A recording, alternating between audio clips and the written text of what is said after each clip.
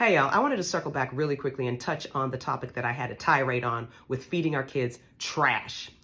One of the things you all mentioned is that some people, most of you all agreed with what I was saying, that we could do better and step up our game with children's nutrition. But some of you all made a point of that I shouldn't have villainized MSG because Asian cultures use MSG. You are right. You are correct.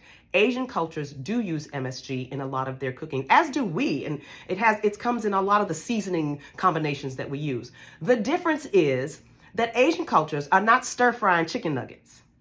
They stir fry pea pods and sprouts and broccoli and water chestnuts, and they use real animal protein, if they're using that in their stir fries, that was not congealed and assembled in a factory.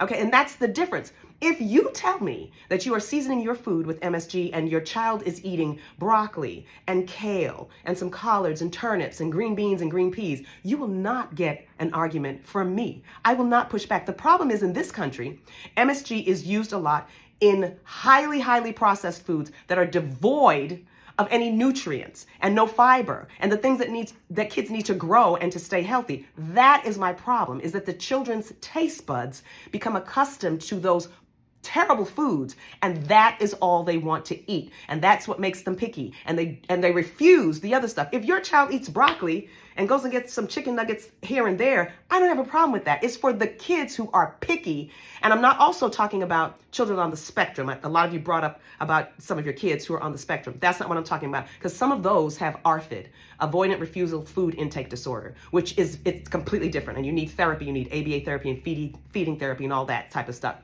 And here's the other problem.